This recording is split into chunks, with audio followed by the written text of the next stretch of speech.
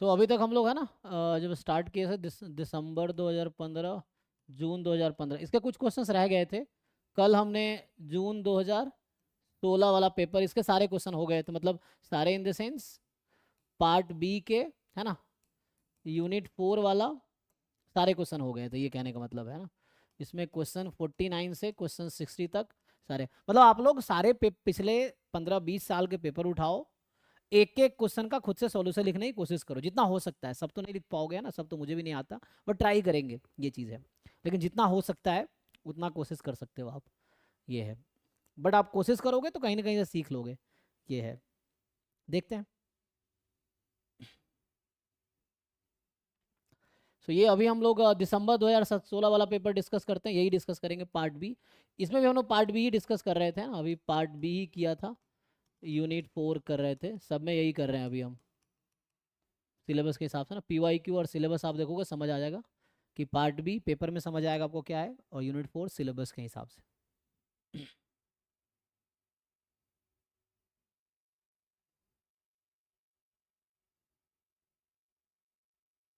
फिर पार्ट सी पे भी आएंगे ना, 1 बाय 1 ही होगा, एक साथ तो सब नहीं होगा, एक एक करके ना 1 बाय 1 होगा। ठीक है, तो इसमें वही अभी डिस्कस करेंगे पार्ट बी, यूनिट 4 का जो सिलेबस है। देखते हैं क्वेश्चन 49 से कहाँ तक हो पाता है। ठीक है, यहाँ भी क्वेश्चन 49 से ही किया था शायद, 56-57 तक जो भी हुआ था, 56-55 तक जो भी हुआ था, है ना, वो किए थे हमने।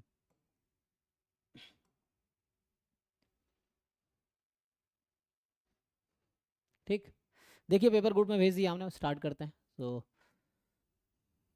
अभी ये वाला पेपर है ना, भेजा मैं दिसंबर 2016 वाला ए का। सो यहाँ से स्टार्ट करते हैं, क्वेश्चन 49 से ही स्टार्ट होगा।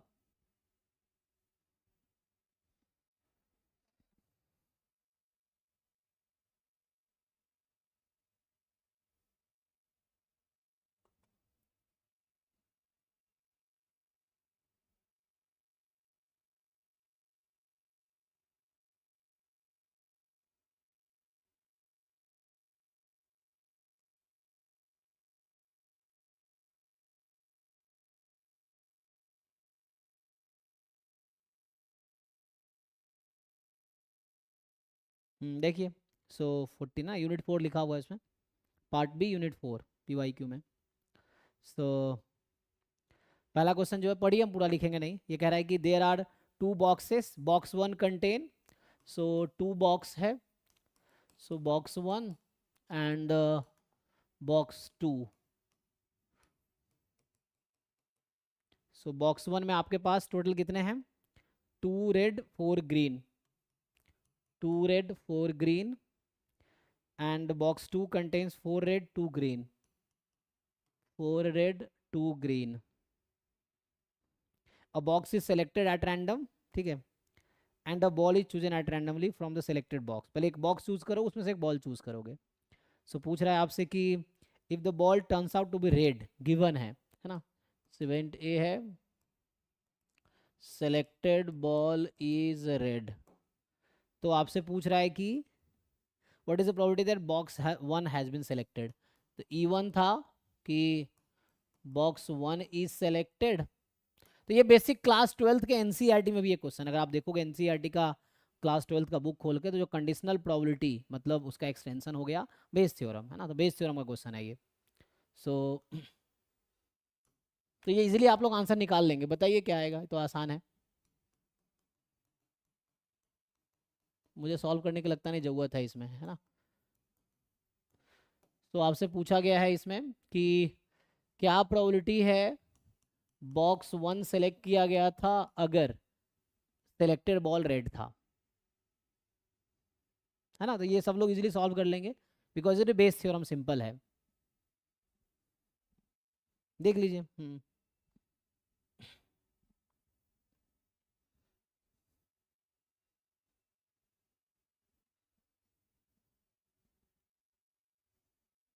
तो यहाँ इसका सिंपल है ना फॉर्मूला, अगर आप ऐसे लगाएंगे, so probability of E1 into A given E1 upon total probability of ए।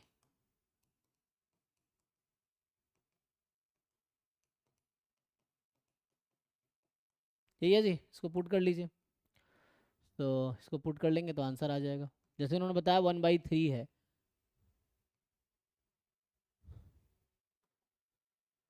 ठीक है, ये पुट कर लेंगे ना, सब कुछ क्वेश्चन में गिवन है, तो आई थिंक मुझे सॉल्व करने की जरूरत नहीं है। ठीक है, तो आगे बढ़ता हूँ। जैसे आप लोग बता रहे हैं 1/3 है, तो ओके, मतलब बी ऑप्शन जो है। ठीक है, नेक्स्ट पे आते हैं। तो ये क्लास 12th का क्वेश्चन है, एनसीईआरटी में as it is same question है। ठीक है, दूसरा क्वेश्चन जो 50 नंबर है, 50 कह रहा है कि for any two event A and B which of the following relation always hold, है ना। तो बोल रहा है कि ऑलवेज होल्ड, ये पूछ रहा है कि कौन सा हमेशा ट्रू रहेगा, है ना, for two events A and B, है ना, यहाँ पे है two events A and B, इसके लिए देख लीजिए। सो जस्ट ट्राई कीजिए, भी बेसिक प्रोबेबिलिटी का ही है, इवेंट है ना, बेसिक प्रोबेबिलिटी का ही है ये, कि इवेंट्स की प्रोबेबिलिटी क्या है। जैसे अगर मैं लिखूं, जब तक आप लोग खुद ट्राई करो, आसान है ये भी।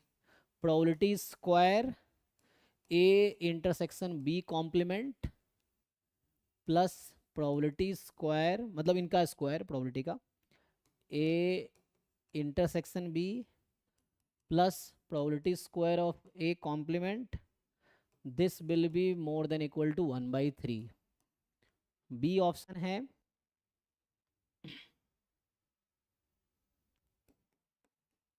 यही चीज़ है, बस डिफरेंस कहाँ है, सब कुछ बस 1/3 हो गया है, सेम ही है, बस एग्जैक्टली इक्वल कर दिया है, तो ऑप्शन तो सेम ही है, जस्ट यहाँ पे एग्जैक्टली इक्वल कर दिया है। ठीक है, सो ये हो गया एग्जैक्टली इक्वल।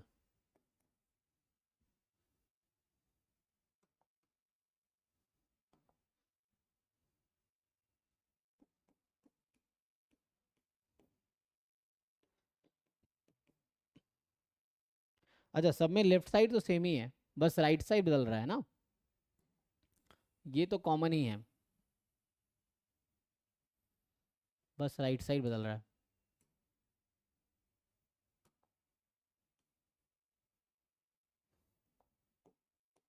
ठीक है, लेफ्ट साइड सब में कॉमन ही है,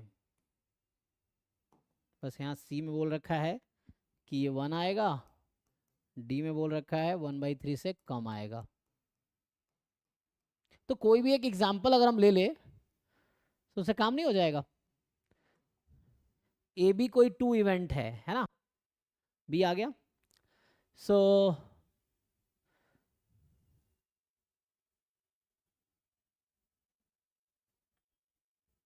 मतलब हमें क्या करना है, एक ही ऑप्शन तो करेक्ट होगा। सो मैं कोई भी एग्जाम्पल ए बी अपनी मर्जी से बना लूँ कोई भी, अब उसके लिए काम कर लो, नहीं हो जाएगा। इसने कहा फॉर एनी टू इवेंट ना, कोई रिस्ट्रिक्शन तो लगाया नहीं है, कोई रिस्ट्रिक्शन है नहीं है ना, for any two event A B, any two event. तो अभी फॉर द टाइम बिंग मैं ए को अगर मान लूँ एम्प्टी सेट, चलो बी को भी मैं एम्प्टी ही मान लेता हूँ, दोनों को एम्प्टी सेट ले लिया। अब करके देखो जरा क्या आएगा। तो ऑप्शन डिस्कार्ड करने की मैं बात कर रहा हूँ, ठीक है ना। So A B C D option check कर लो, तो इसके अकॉर्डिंग ए क्या है। अच्छा, ये तो हमें सारे ऑप्शन तो सेम ही है, बस हमें वैल्यूज कैलकुलेट करनी है, जरा करके देखो क्या आता है ना। ये एग्जाम्पल क्यों लेते हैं, ऑप्शन डिस्कार्ड करने के लिए। सो चलो ये भी इम्प्लीमेंट, तो यहाँ हो गया A intersection B complement, empty intersection empty complement, क्या हो गया, sample space. So sample space check करो जी, उससे क्या आएगा, एनी टू बोल रखा ना, for any two event A and B.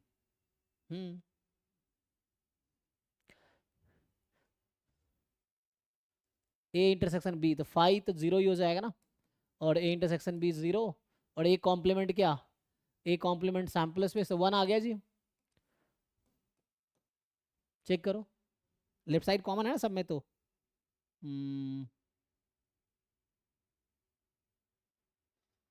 कोई और एग्जाम्पल, 1 आ गया इससे तो। और अगर मैं दूसरा एग्जाम्पल लेता, फॉर एग्जाम्पल ए को भी ओमेगा ले ले और बी को भी ओमेगा ले ले, इससे देखते हैं क्या आता है। तो अगर ये रखेंगे ओमेगा इंटरसेक्शन ओमेगा, जी भी जीरो होगा पहला, स्क्वायर कर रहे हैं ना, और ये 1 होगा, फिर अगला एम्प्टी जीरो, तब भी 1 आएगा। कुछ और लेके देखो, तो देखो हाँ yes yes, you can take any example. चलो तो कोई और एग्जाम्पल ले लेते हैं। So let's consider some example of a sample space मेरा है। Let's take sample space is head comma tail and A I take set containing head and B I take set containing tail. इससे लेके देखते हैं क्या answer आता है, क्योंकि लेफ्ट साइड तो कॉमन ही है सब में, तो करके देखते हैं। ये लीजिए, सो ए इंटरसेक्शन बी कॉम्प्लीमेंट, तो बी कॉम्प्लीमेंट तो ए ही है, तो ए आ जाएगा। ए की प्रॉपर्टी हाफ, हाफ का स्क्वायर 1/4, सो ये 1/4 आ जाएगा। फिर ए इंटरसेक्शन बी 0 हो जाएगा। ए कॉम्प्लीमेंट तो ये हाफ का स्क्वायर 1/4, तो उस केस में कितना आया जी, 2/4 मतलब 1/2 आ गया, है ना। तो यहाँ से 1/2 आया, चेक कीजिए, यहाँ 1 आ रहा था, यहाँ 1/2 आ रहा। देखो एग्जाम्पल ट्रू नहीं बताएगा, एग्जाम्पल फॉल्स की गारंटी देगा, ध्यान रखना। So example will discard the option. करोड़ों एग्जाम्पल किसी स्टेटमेंट को ट्रू कहने के लिए कम है, मतलब करोड़ों एग्जाम्पल किसी स्टेटमेंट को ट्रू कहने के लिए कम है, एक एग्जाम्पल किसी स्टेटमेंट को फॉल्स कहने के लिए इनफ है। काउंटर एग्जाम्पल उसको बोलते हैं ना। तो जैसे एग्जाम्पल के लिए यहाँ 1 आ गया था, तो इसका मतलब ये कह रहा है मोर देन इक्वल टू 1 हो सकता है। 1/3 आएगा नहीं, एक एग्जाम्पल ऐसा मिला जहाँ 1/3 नहीं आया तो आउट हो गया। ये कह रहा है 1 आएगा, तो कुछ में आ रहा है यहाँ 1 नहीं आया, तो 1 नहीं आया तो ये भी आउट हो गया। आउट क्यों हो गया, क्योंकि यहाँ 1 तो नहीं आया। देख लो ठीक से, कैलकुलेशन मैंने सही किया ना, चेक कर लेना। सो ठीक है, अब यहाँ कह रहा है 1/3 से कम आएगा, ये 1/3 से कम तो नहीं आया, तो ये भी आउट हो गया। तो इस एग्जाम्पल ने, एक एग्जाम्पल ने 3 ऑप्शन को आउट कर दिया, तो बचा सिर्फ ए। तो मतलब आंसर हमेशा मोर देन इक्वल टू 1/3 आएगा। अच्छा यहाँ अगर हम जल्दी करते तो हमें लगता 1 ही सही है, नहीं लेकिन एग्जाम्पल ट्रू बताने के लिए, मतलब ना करोड़ों एग्जाम्पल ट्रू कहने के लिए कम है ना, इनसफिशियंट है, बट 1 एग्जाम्पल फॉल्स कहने के लिए सफिशियंट है। अगर काउंटर एग्जाम्पल मिल गया तो 1 counter example is sufficient to say false. तो ये हाफ आ गया, तो इस 3 को आउट कर दिया, तो पहला सही है। So A is the correct answer, check कर लीजिए। और ऑफिशियल आंसर की मैं देखते रहना, क्योंकि मुझे आइडिया नहीं है क्या है उसमें, सो अपने ऑफिशियल में देखते रहना क्या है। ओके 51 जो है ये आपको कह रहा है कि suppose customer arrives in a shop according to a Poisson process with rate 4 per hour. तो अराइवल रेट है 4 per hour, the shop open at 10 AM। So 10 बजे दुकान खुली, तो मतलब टाइम यहाँ पे 0 है, ठीक है ना। Initially the shop open at 10 AM। If it is given that the second customer arrived eight 10:40 AM। So 10:40 AM को सेकेंड कस्टमर आया, मतलब यहाँ कस्टमर नंबर 2 है ना, टाइम तो यहाँ 40 मिनट हो जाएगा। तो यहाँ पे सेकेंड कस्टमर आया, मैं ये लिखता हूँ, यहाँ टाइम इनिशियली 0 है और यहाँ टाइम 40 मिनट हो चुका है, तो आर में कन्वर्ट करो, क्योंकि ये 4 था पर आर, ठीक है ना। तो इसको आर में कन्वर्ट करोगे 40/60 2/3 आर है, ठीक है। तो सेकेंड कस्टमर इस टाइम पे आया, तो पूछ क्या रहा है, what is the probability that no customer arrived before 10:30। So 10:30 से पहले, तो यहाँ पे टाइम होगा 30 मिनट, मतलब हाफ आवर। तो क्या प्रोबेबिलिटी है आधे घंटे तक एक भी कस्टमर नहीं आया। गिवन है कि दूसरा कस्टमर आपको 10:40 पे आया है, बताइए तो मैथमेटिकली कैसे फ्रेम करेंगे इसको। So what is the probability that, तो आपको आइडिया होगा पॉइजन प्रोसेस का, N T represents number of arrival by time T, है ना। N T is number of arrival by time T, time T का मतलब 0 से 2 है ना, number of arrival in 0 to t। तो हमें ये बोल रखा है, गिवन है कि 2/3 घंटे में 2 कस्टमर आ चुका है। तो क्या प्रोबेबिलिटी है कि आधे घंटे में एक भी कस्टमर नहीं आया, निकालो। कंडीशनल प्रोबेबिलिटी आता है निकालना, लगाओ। ये मैंने मैथमेटिकली फ्रेम कर दिया कि दूसरा कस्टमर आया 2/3 आर पे, मतलब है ना 40 मिनट बाद। तो क्या प्रोबेबिलिटी है आधे घंटे में 30 मिनट तक एक भी कस्टमर नहीं आया है। सो ये है probability of E given F. Conditional probability लगाओ, आंसर बताओ।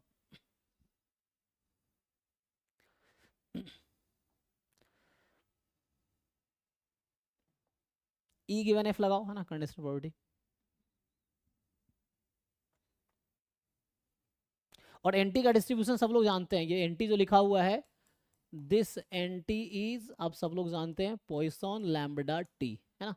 सो पॉइसन रैंडम वेरिएबल है विथ मीन लैम्बडा टी। सो ये ट्राई करके एक बार आंसर बताइए, कोशिश करो।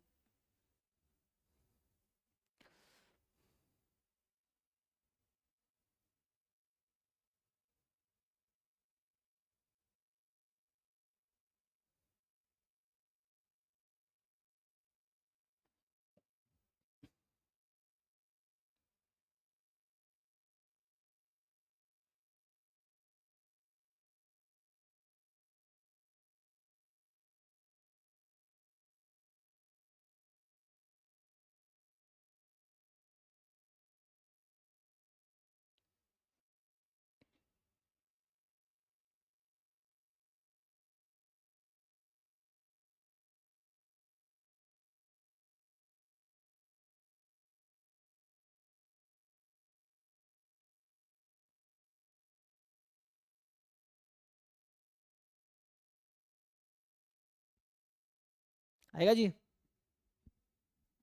1/4 आया। ऑप्शन में तो 1/4 है, देखते हैं। सो ऑप्शंस जो है हमारे पास, देख लेना है ना, ऑप्शन तो आपके पास है। सो ठीक है।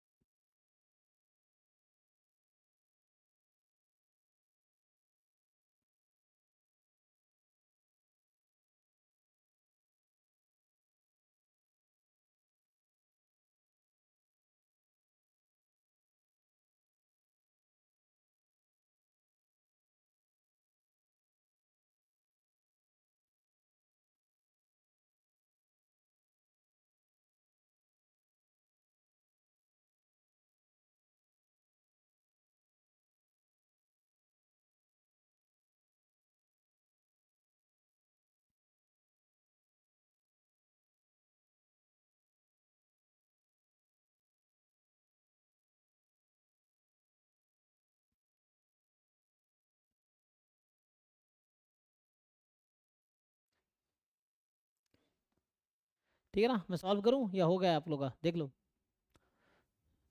सिंपल कंडीशनल प्रोबेबिलिटी लगाना है, पॉइजन डिस्ट्रीब्यूशन है, उसका यूज़ कर लो।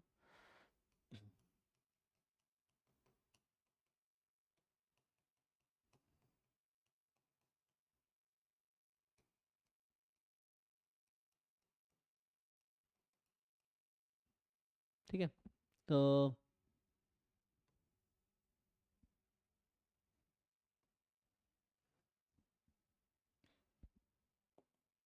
क्या होगा, पहले हाफ आवर में 0 कस्टमर आया, और पहले 2/3 आवर में 2 कस्टमर आया, इसका मतलब हाफ आवर के बाद।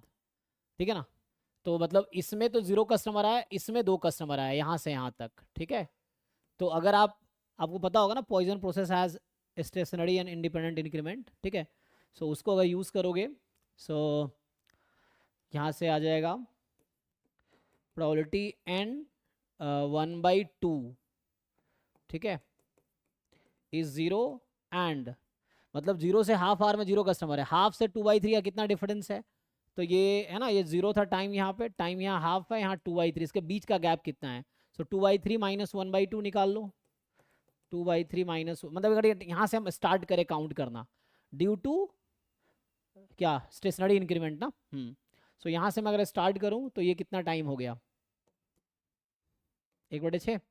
तो इसका मतलब है कि, मतलब बीच का गैप देख रहा था कितने का है ना, तो गैप 1/6 का है, तो n 1/6 इज 2।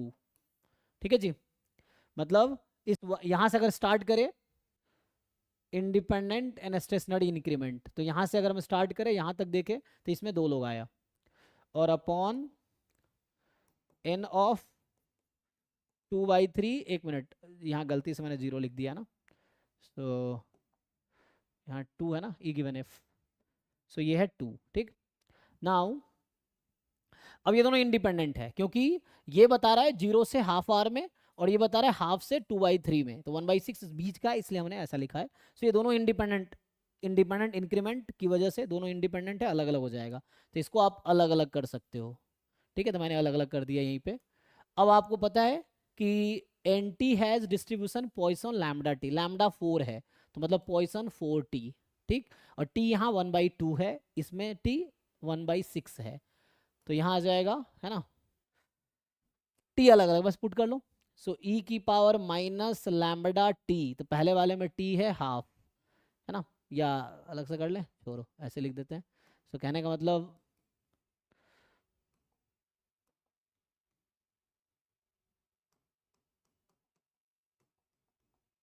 ये मैं कहना चाह रहा हूँ n 1/2 has distribution Poisson lambda T, तो 4 इंटू 1/2 2 हो जाएगा। n 1/6 has distribution Poisson 4/6 2/3, n 2/3 has distribution Poisson lambda T 2/3 into 4, है ना, 8/3, देख लेना जी कैलकुलेशन, ठीक है। सो इसको पुट कर लो अब, तो 0 पे तो वही आ गया ना, 0 पे पॉइजन में क्या होता है, ई की पावर माइनस लैम्डा, लैम्डा की पावर x/x फैक्टोरियल, तो 0 रखने में ई की पावर माइनस लैम्डा आएगा बस। सो ई की पावर माइनस यहाँ लैम्डा है 2, मतलब इन द सेंस, है ना, लैम्डा टी, तो इसमें आएगा बस 2, यहाँ 2 पे चाहिए। सो इसका डिस्ट्रीब्यूशन है पॉइसन 2/3, तो ई की पावर माइनस 2/3, 2/3 की पावर 2/2 फैक्टोरियल, एंड n 2/3 निकालेंगे, सो ठीक है। सो n 2/3 इज इक्वल टू 2, सो इसकी वैल्यू आएगी, यहाँ से निकालेंगे, सो e की पावर माइनस 2/3, नहीं यहाँ 8/3 ना, यहाँ था ना ये डिस्ट्रीब्यूशन, इसको यूज़ कर रहे हैं हम लोग। सो 8/3 की पावर 2/2 फैक्टोरियल, करो जी सिंप्लीफिकेशन कीजिए। सो ये तो ये कट जाएगा, अब ये 2/3 और 2 को ऐड करो, 3 दूना 14 8, ये दोनों मिलकर इसको काट देगा, ठीक है। अब यहाँ से ये 3 और 3 को काट देगा, 2 8 को काटेगा, चेक करो सही लिखा है पावर,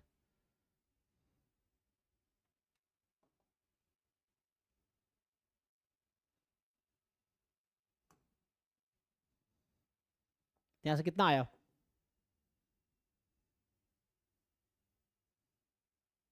4/, तो यहाँ से कुछ और आ गया, 4/64 काइंड ऑफ आ गया नहीं, तो ये तो बहुत ज़्यादा आ गया, 1/16 आ गया, समथिंग इज रॉन्ग, है ना।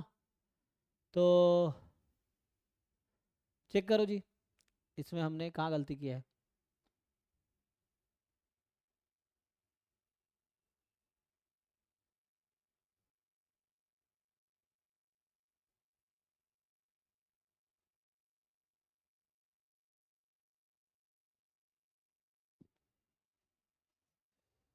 ऑप्शन में ऐसा कुछ था, तो हमने कुछ गलत कर दिया इसका मतलब, आंसर जैसे आपका 1/4 आ रहा है, दूसरे अप्रोच से जा सकते हैं, फिर टाइम के अप्रोच से जा सकते हैं, इसमें अपना फिर ऑप्शन भी नहीं है ना 1/16, तो मतलब कुछ गलती इसमें है ना। तो इसको समझते हैं हमने क्या कोशिश किया है।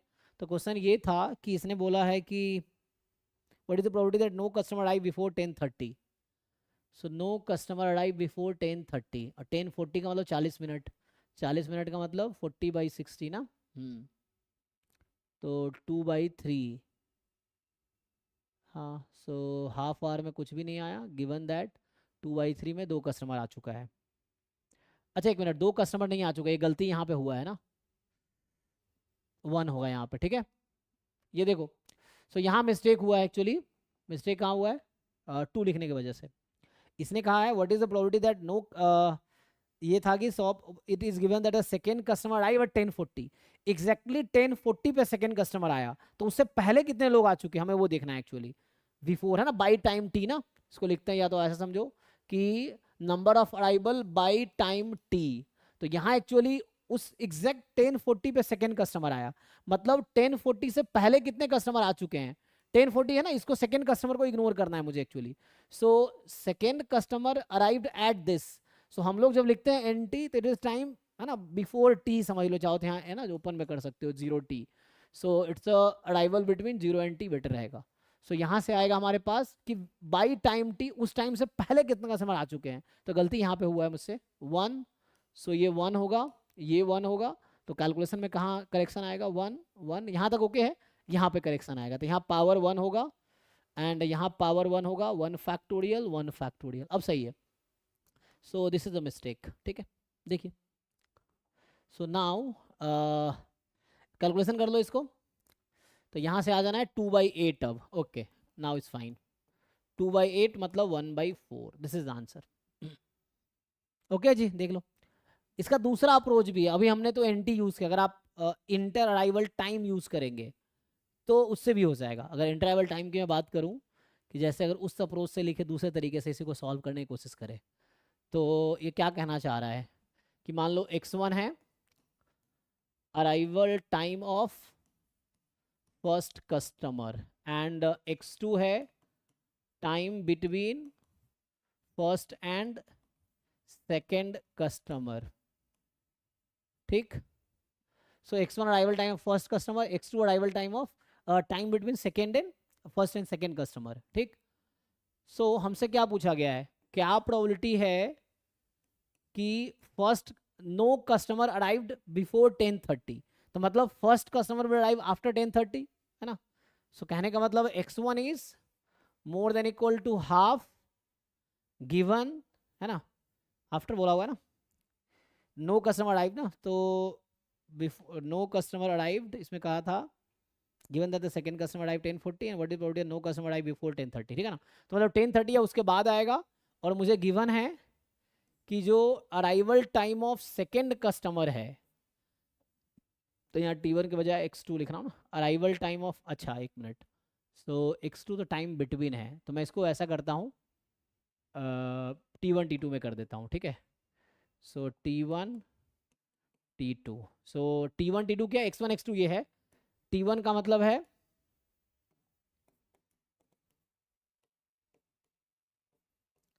Arrival time of first customer, ठीक है, एंड T2 है arrival time of second customer, ठीक है। ये दोनों अलग अलग चीज, T2 और x2 अलग अलग है, T1 x1 सेम है बट T2 x2 डिफरेंट है, अराइवल सेकेंड कस्टमर, ठीक है ये है।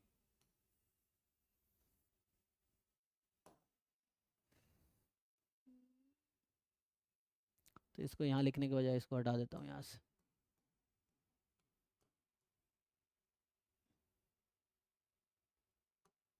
ठीक है। ये कैलकुलेशन यहाँ किया था तो ये 1/4 आ गया था, तो ये से काम हो गया, ठीक है ना। तो दिस इज 1/4, दैट्स ऑल। अब यहाँ पे सेकेंड कस्टमर, तो यहाँ एक थ्योरम है एक्चुअली, थ्योरम क्या कहता है कि arrival time of second customer हमारे पास क्या है 2/3 है ना, कि 10:40 पे आया ये है, और first customer will arrive after time this. तो थ्योरम क्या होता है आपने देखा होगा, ये रॉस वाली बुक में भी थ्योरम है एक, कि रॉस वाली बुक में अगर आप देखेंगे तो वहाँ पे कुछ इस तरह से एक थ्योरम है, x1 given N T is equal to 1, इसका डिस्ट्रीब्यूशन क्या है कोई बता पाएंगे जिनको आइडिया हो।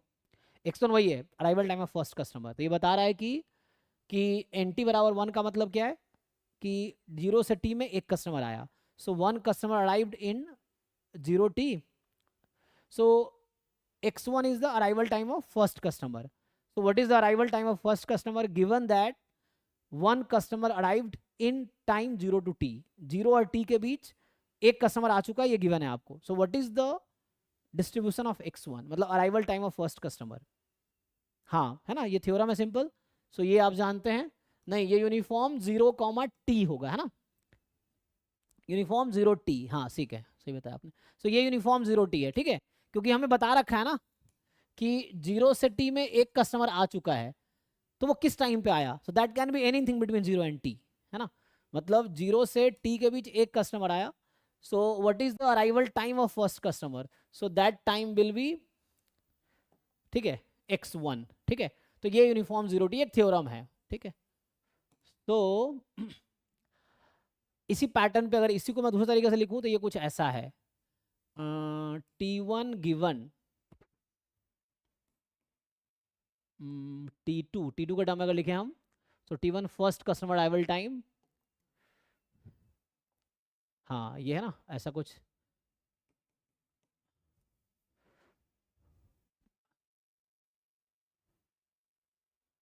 नहीं T1 गिवन नहीं, यहाँ पे होगा T2, है ना। सो T2 का टाइम क्या है?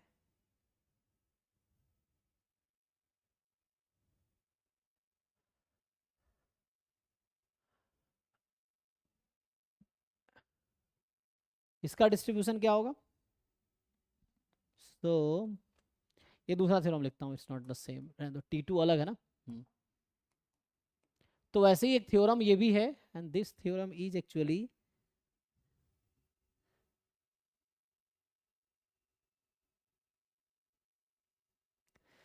so the distribution of the first arrival given that second arrival occurs at time t, so T2 के arrival time of second customer, है ना।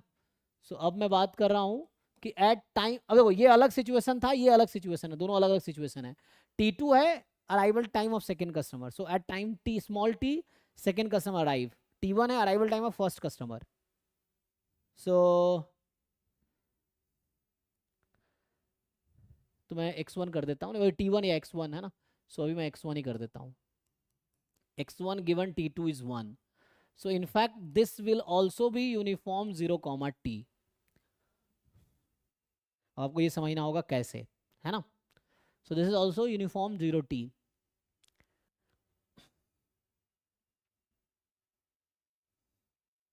हमें बता रखा है कि t टाइम पे सेकेंड कस्टमर आया, इसका मतलब है कि 0 से t में एक कस्टमर आ चुका है, वही बात हुआ ना। देखो एक ही बात है दोनों। T2 बराबर t का मतलब at time t second customer arrived, so मतलब 0 से t में कितने कस्टमर आ चुका है? एक कस्टमर आ चुका है ना। So one customer arrived in between, this is the arrival time of second customer. So 0 to t में एक्चुअली एक ही कस्टमर आया, तो दोनों एक ही बात है, now now they are same thing, है ना। सो मतलब this random variable and this random variable are same. मैं ये कहना चाह रहा हूँ, इससे ये समझ आया कि ये जो x1 given n2 is equal to 1 है, this is identically distributed with x1 given t2 is t, दोनों एक ही बात है ना। ये समझने की बात है कि this random variable and this random variable are identically distributed, और दोनों का डिस्ट्रीब्यूशन क्या है? यूनिफॉर्म 0t है। अगर इस थ्योरम को यूज करें तो भी हमारा क्वेश्चन सॉल्व हो जाएगा, ठीक है। तो हमारे क्वेश्चन में क्या बोल रखा है? सो हमें जो पूछा है इन्होंने, T1 तो x1 ही है ना। T1 x1 सेम है, T2 x2 है ना। यहाँ मैं बोलना चाह रहा हूँ कि note that T1 and x1 are same thing but T2 and x2 are two different thing. यहाँ पे जो नोटेशन मैंने लिखे हैं ना उसके हिसाब से। तो हमसे ये पूछा गया है, तो कहने का मतलब हमसे क्या पूछा गया है कि दे आर आस्किंग, इसको लिख रहा हूँ मैं दोबारा, ठीक है। चलो इसको इधर बुला लेते हैं।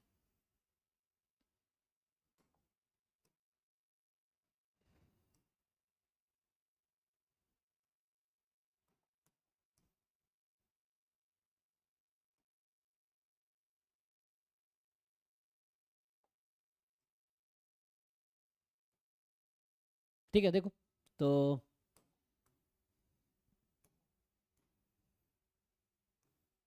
नाउ यू फाइंड दिस, अब इजीली आ जाएगा, ठीक है। तो अब आप इजीली निकाल पाओगे। सो ये जो क्वांटिटी है this is something like probability T2 more than equal to ना, मतलब x1 मोर देन 1/2, क्योंकि x1 और T1 सेम ही है। अब मैं आपसे ये बोलना चाहता हूँ कि x1 गिवन T2 का डिस्ट्रीब्यूशन हमारे क्वेश्चन में क्या है। सो हमारे क्वेश्चन में x1 given T2 is equal to 2/3, this has distribution uniform 0,2/3, ठीक है। So this has distribution this. So क्या आप निकाल पाएंगे? अब बताइए। सो इस डिस्ट्रीब्यूशन में आपसे पूछा जाए कि what is the probability of, है ना, इसका कुछ नया नाम दे दे। अगर मैं इस पूरे का नाम में अगर मैं सपोज W रख दूँ अभी के लिए, है ना, कुछ नया नाम रख दो, W रख दो। तो हमसे निकालना है x1 more than 1/2 given T2 is equal to 2/3। So this is kind of हमें फाइंड करना है। सो ये लिखने का मतलब है W मोर देन 1/2 एक्चुअली, ठीक है। और W का डिस्ट्रीब्यूशन यूनिफॉर्म 0 2/3 है, तो इससे क्या आएगा, सो इंटीग्रेशन हाफ से लेके 2/3, क्योंकि W 0 2/3 है, निकालो। या CDF के टर्म में करना, CDF से भी कर सकते हो, मर्जी है तुम्हारी। इसका PDF 1 अपॉन है ना B-A से कितना आ जाएगा 3/2 एंड DX, निकालो जी कितना आएगा ये। सो 2/3 माइनस 1/2, 1/6 इंटू 3/2, 1/4, देख लो। तो ये भी वही आंसर आया। तो वैसे सॉल्व करो या ऐसे सॉल्व करो, आंसर वही है, ठीक है। सो ये हमने यूज़ किया यहाँ पे। So writing this means this and all that, okay. तो यहाँ जो मैं लिखना चाह रहा था कि probability W more than 1/2 and this is 1/4। सो यहाँ हमने दो तरीके से इस क्वेश्चन को सॉल्व किया है, आप किसी भी तरीके से सॉल्व कर लो, है ना। एक NT का डिस्ट्रीब्यूशन यूज़ किया है, NT है ना, मतलब हो गया पॉइसन लैम्डा टी, और दूसरा अराइवल टाइम को हमने यूज़ किया है। तो ये चीज़ दोनों से आंसर सेम आएगा, यहाँ से 1/4 आया और यहाँ से 1/4 आया। कुछ कन्फ्यूजन है किसी को, पूछिए। चलिए आगे बढ़ते हैं। सो नेक्स्ट जो है, सो ये हमारा क्वेश्चन नंबर कौन सा था, 50 था ना, देख लीजिएगा आंसर है ना 1/4 ही होगा। सो चूंकि आप लोगों का भी यही आया था। 51 देखिए क्या कह रहा है।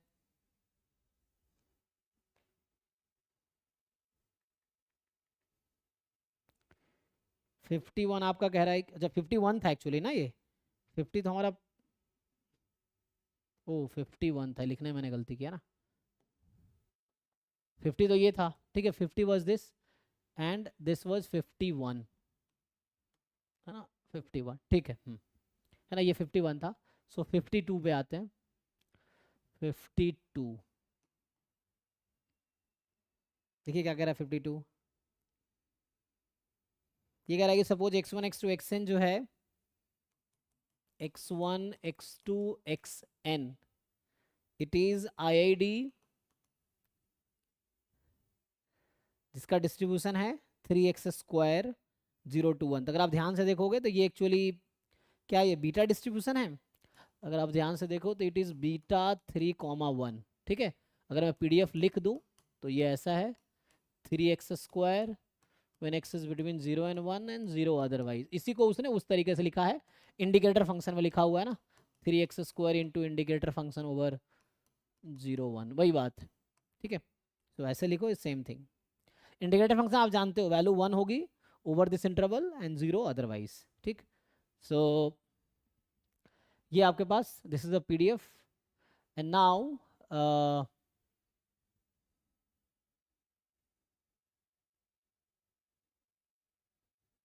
पूछा क्या है, what is the PDF of y, अच्छा मिनिमम, ओ ये तो थ्योरम में नहीं है। सो हमसे पूछा गया है y लिखा है minimum of x1 x2 xn, it is kind of first order statistics. ऐसा कुछ थ्योरम है बीटा में, ये ड्राइव करना पड़ेगा हमें, देख लो, नहीं तो ड्राइव भी तो कर सकते हैं। हमसे पूछा what is PDF of y, question है PDF ऑफ y बताओ क्या होगा। तो इतना मुश्किल तो नहीं, डायरेक्ट फॉर्मूला भी होता है फर्स्ट ऑर्डर स्टैटिस्टिक्स PDF का, लगा लो। बताइए जी, PDF ऑफ y मतलब फर्स्ट ऑर्डर स्टैटिस्टिक्स। तो ये मुझे लगता नहीं सॉल्व करने की जरूरत, आप लोग कर लोगे। You know formula of first order statistics PDF, उससे आ जाएगा। क्या होता है फर्स्ट ऑर्डर स्टैटिस्टिक्स का, n into 1 minus CDF of x इसकी power n-1 into PDF of x, put करो। तो ये CDF अगर ये है ना, तो if this is the PDF, तो यहाँ से CDF अगर आप निकालोगे तो 3x² को इंटीग्रेट करो 0 से x में, सो 3x³ तो ये हो जाएगा x³ x बिटवीन 0 and 1 ना, तो एक्चुअली लिखोगे तो ऐसा होगा less than 0 1 when x more than equal to. तो हमें मेनली इस पे काम है, सपोर्ट पे क्या वैल्यू उसकी ज़रूरत है। सो CDF is x³ and PDF is 3x², put करके जरा बताइए आंसर क्या आएगा। सो आ जाएगा n 1 माइनस x³ की power n-1 into 3x², this is answer इस क्वेश्चन। तो आसान है ये, तो देख लीजिए। तो तो मैंने x में लिखा है, उसने y में लिखा है, क्योंकि है ना उसने y का लिखा, तो मैंने आंसर x में लिखा, आप x को y कर दो। तो इसी को अगर आप रिपीट करेंगे हम लोग, तो PDF of y in y, so 3ny² 1 minus Y cube की पावर n-1 एंड y की वैल्यू भी 0 से 1 में ही होगी, ठीक है। तो ये आंसर आ जाएगा। तो जस्ट फर्स्ट ऑर्डर स्टैटिस्टिक्स के पीडीएफ पे था आपका ये।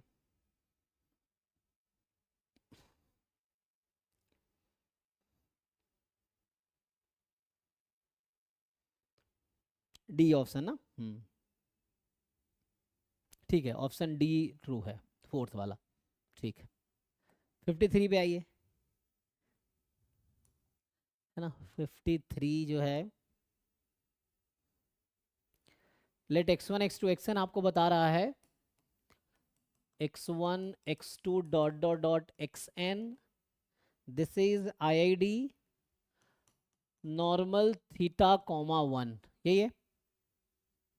वेयर थीटा टेक्स, अब बोल रहा है कि थीटा फिक्स है, थीटा की वैल्यू है 0 +-1 +-2 डॉट डॉट डॉट, मतलब इंटीजर वैल्यूड है थीटा की, ओनली इंटीजर वैल्यूड है ना, मतलब ये हो गया theta belongs to integer. So which of the following is MLE of theta, अब फिर से आपसे एमएलई पूछ रहा है। सो बोल रहा है कि एमएलई ऑफ थीटा बताओ क्या है ना। पहला है x बार, दूसरा है integer closest to x bar, तीसरा है integer part of x bar, greatest integer function, है ना, integer part of x bar ना।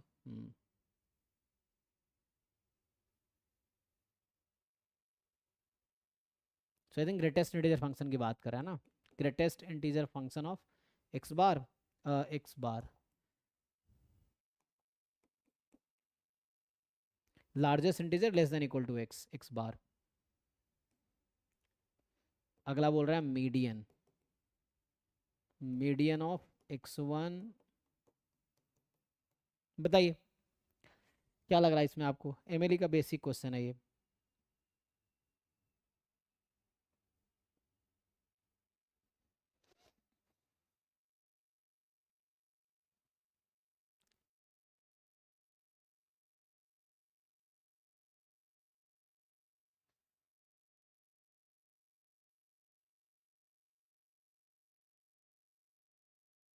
तो फिर से आपको पता है कि x बार एमएलई तब हो सकता है जब x बार इंटीजर होगा, बट ऑब्जर्व्ड वैल्यू में जरूरी नहीं कि x बार इंटीजर ही होगा, है ना। So it is not necessarily कि x बार इंटीजर ही होगा, क्योंकि ऑब्जर्व्ड वैल्यू तो जो नॉर्मल रैंडम वेरिएबल का सपोर्ट तो एनी रियल नंबर है, so x bar can be any real number. So आपको देखना होता है, जैसे मैं यहाँ बताऊँ आपको कि जैसे ये पॉइंट है ना, म्यू, मतलब समझो x बार, लेकिन अगर x बार इंटीजर है so x bar is MLE, और ठीक है, अगर x बार है, अदरवाइज हमें देखना होगा कि इसके नियरेस्ट कौन सा है, because we need to find point of maxima. तो x bar point of maxima है, बट डोमेन में तो होने चाहिए, डोमेन ये है हमारा लाइक्लीहुड फंक्शन का। सो एमएलई क्या है, max point of maxima in the domain of likelihood function. So ये चीज है, तो आपको देखना पड़ेगा कि क्या है। सो इसमें जो भी इसका क्लोजेस्ट इंटीजर होगा, है ना, जैसे मान लो जो भी इसका नियरेस्ट आएगा, मान लो नियरेस्ट ये वाला है तो ये पॉइंट ऑफ मैक्सिमम, अगर x बार इंटीजर नहीं है तो, है ना, तो ऐसा होगा एमएलई ऑफ थीटा जो होगा, ठीक है ना। सो x बार सिमिलर, हाँ, closest integer, so x bar ही होगा अगर x बार इंटीजर है, otherwise closest integer to x bar. So integer में खुद भी इंक्लूड हो जाएगा, तो इसीलिए क्लोजेस्ट इंटीजर होगा।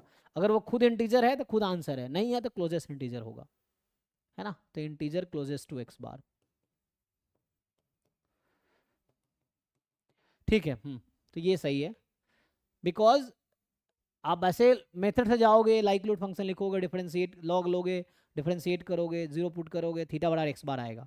But if X bar is integer then MLE, otherwise देखना पड़ेगा कि थीटा इंटीजर नहीं है खुद, तो उसके नियरेस्ट कौन सा पॉइंट, मतलब इस डोमेन में कौन सा पॉइंट है जहाँ पे लाइक्लीहुड फंक्शन मैक्सिमम होगा, तो वही देखना है कि इसके आसपास का नियरेस्ट कौन सा पॉइंट इंटीजर है जहाँ पे लार्जेस्ट वैल्यू मिल जाएगी। तो इसमें जो भी पॉइंट मुझे मिलेगा जिसपे लार्जेस्ट लाइक्लीहुड फंक्शन हो, तो वो देखना पड़ेगा एक्स बार के आसपास कौन सा है। नेक्स्ट जो है आपके पास 54।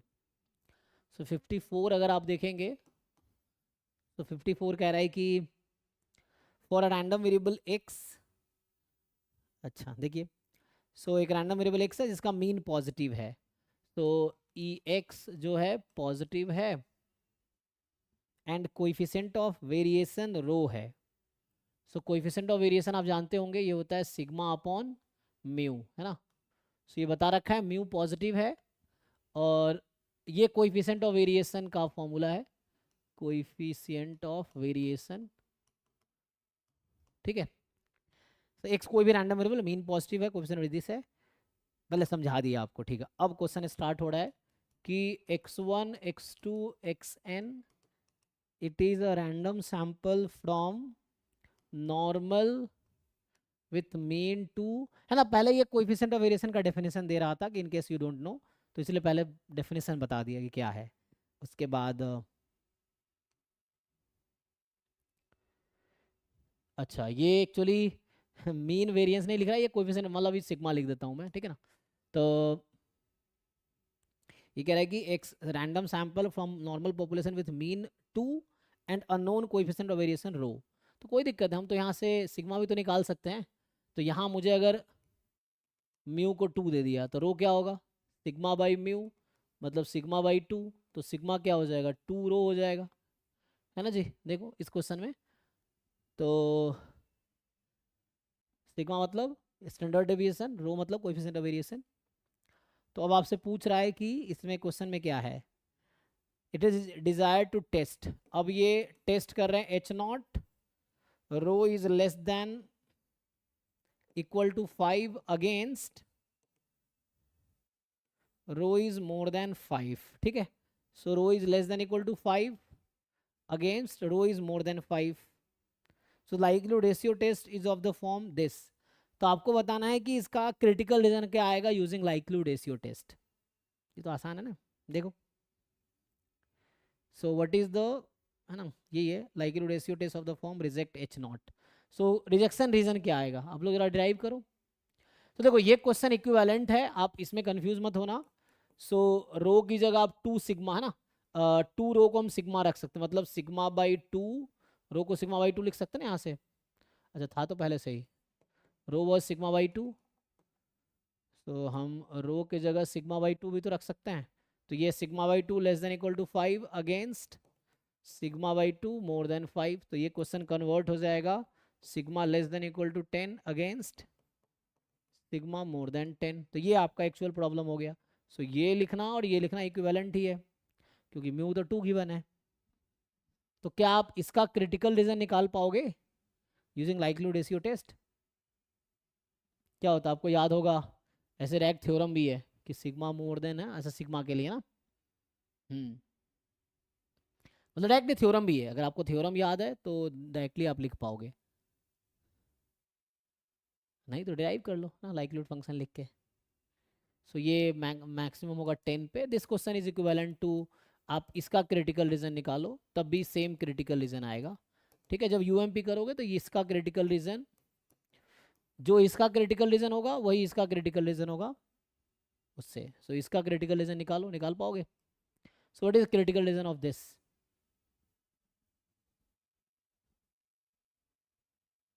ठीक है ना।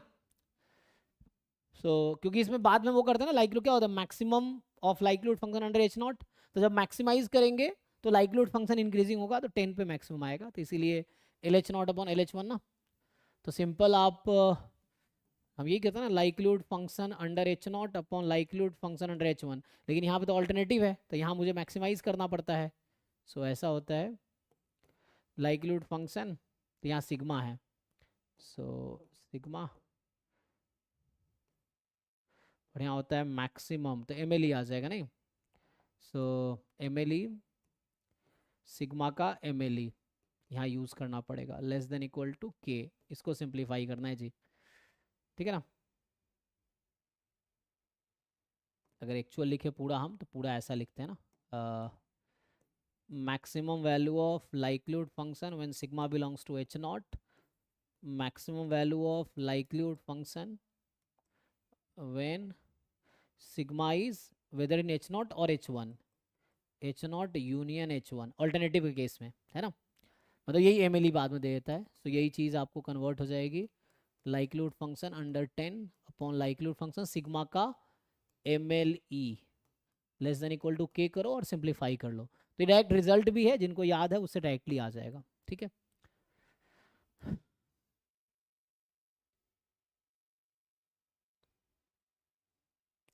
तो I think monotone likelihood ratio property है ना, या कार्ले रूबिन थ्योरम लगाओगे, उसमें भी आई थिंक ये आ जाएगा, देखो इसे ड्राइव करके। सो एक्स आई माइनस टू का whole square more then some सी, ये आएगा। सो आप इसको डिराइव करो, यू राइट लाइक्लीहुड, सिग्मा का एमएलई निकाल सकते हो ना, एमएलई सिग्मा का क्या होता है उसको यूज कर लो। सो यहाँ सिग्मा जो एमएलई मैंने लिख रखा है, तो सिग्मा एमएलई जो आता है 1/n summation X i minus mu का होल स्क्वायर, ये आता है ना जी। ऐसा है, तो यहाँ 2 हो जाएगा, ठीक है जी, ये आ जाएगा। तो दिस इज एमएलई, पुट करो सिंप्लीफाई करो तो इसके टर्म में ही आंसर आएगा, तो ये आ जाएगा, मे बी देख लो।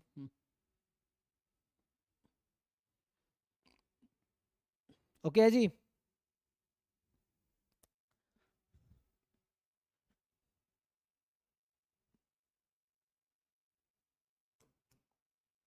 नेक्स्ट देखिए 55। सो 55 कह रहा है कि x1 y1 x2 y2 xn yn are data on x cultivable land in a district and y are the area actually under cultivation. So cultivable land in district and y है area actually under cultivation, ठीक है ना, both measured in square feet. Alpha hat beta hat be the least square estimate of alpha and beta in the model this. So आपके पास n points हैं x1 y1 से लेके xn yn तक, you have to model, और ये model दे रखा है y बराबर alpha plus beta X plus epsilon, ये मॉडल है, मतलब लीनियर रिग्रेशन मॉडल हो गया।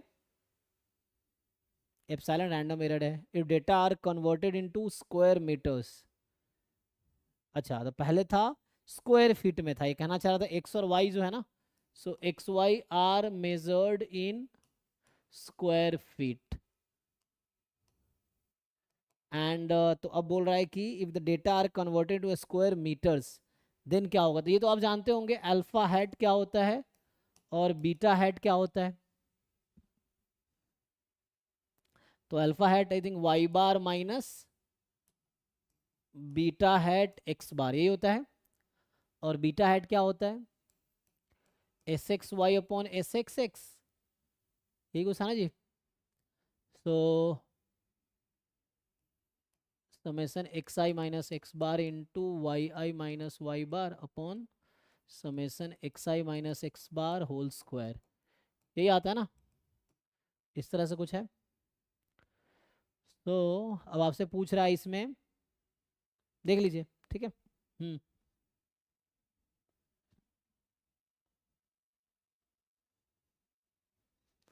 आपसे पूछा क्या जा रहा है, एस्टिमेटर, ये तो लिस्ट स्क्वायर एस्टिमेटर है ना, स्टैंडर्ड फॉर्मूला है लीनियर रिग्रेशन मॉडल में। सो पूछ रहा है कि अगर आप डेटा को कन्वर्ट करते हो, पहले स्क्वायर फीट में था, स्क्वायर फीट से स्क्वायर मीटर में चेंज करते हो, तो पूछ रहा है कि अल्फा हैट में change but beta hat will not change, beta hat में change alpha hat will not change, both alpha hat and beta hat will change, neither of them will change, बताओ क्या होगा, यूनिट चेंज करने से क्या effect पड़ेगा।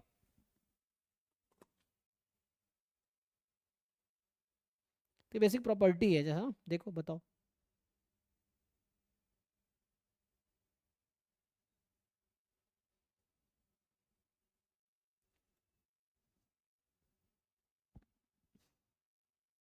पहले x आई Y आई square feet में है, बाद में आप चेंज कर रहे हैं इसको स्क्वायर मीटर में, मीटर ना। सो